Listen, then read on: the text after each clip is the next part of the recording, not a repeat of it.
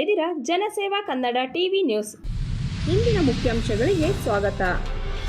ಮೈಸೂರು ನಗರದಲ್ಲಿ ಮಿಂಚು ಸಿಡಿಲು ಗಾಳಿ ಸೇರಿದಂತೆ ಮಳೆಯ ಆರ್ಭಟ. ಹಾಸನದ ಜೆಡಿಎಸ್ ಸಂಸದ ಪ್ರಜ್ವಲ್ ರೇವಣ್ಣ ವಿರುದ್ಧ 700 ಸಂತ್ರಸ್ತೆಯರು ಮಹಿಳಾ ಆಯೋಗಕ್ಕೆ ಪತ್ರ ಬರೆದಿದ್ದಾರೆ. ಮೈಸೂರು ನಗರದಲ್ಲಿ ಮಳೆ ಹಾಗೂ ಗಾಳಿ ಅಬ್ಬರಕ್ಕೆ ವಿದ್ಯುತ್ ಕಂಬಗಳು ಮತ್ತು ಮರಗಳು ಮುರಿದು ಬಿದ್ದ ಪರಿಣಾಮ ಆಟೋ ಸಂಪೂರ್ಣವಾಗಿ ಜಖಂಗೊಂಡಿದೆ.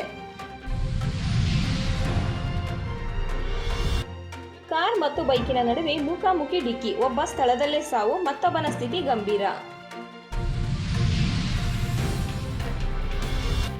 ಹನೂರು ಅಲ್ಪ ಮಳೆಯಾದರೂ ಸಿಡಿಲು ಗಾಳಿ ಬಡಿತ ಮಾತ್ರ ಬೆಚ್ಚುವಂತೆ ಮಾಡಿತು. ಇದರ ಪರಿಣಾಮ ವಿವಿಧೆಡೆ ಎಮ್ಮೆ ಹಾಸು ಸೇರಿದಂತೆ ಫಸಲುಗಳು ಸಹ ನಾಶವಾಗಿದೆ.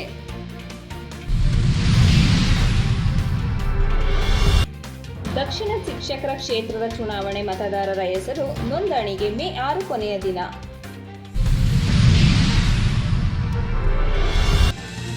ದುಬೈ ಮಳೆ ಸಂತ್ರಸ್ತರಿಗೆ ದುಬೈ ಕನ್ನಡ ಸಂಘದಿಂದ ಸಹಾಯ ಹಸ್ತ.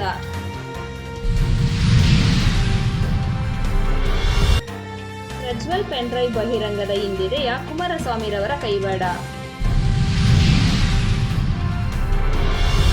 ಕೊಡಗು ಜಿಲ್ಲೆಯ ಮಡಿಕೇರಿ ತಾಲೂಕಿನ ಮರಗೂಡಿನ ನಿವಾಸಿ ಹೂವಮ್ಮ 73 ವರ್ಷದವರನ್ನು ಕೊಲೆಗೈದ ಸೊಸೆ ಬಿಂದು 26 ವರ್ಷದ ಬಂಧಿತ ಆರೋಪಿ.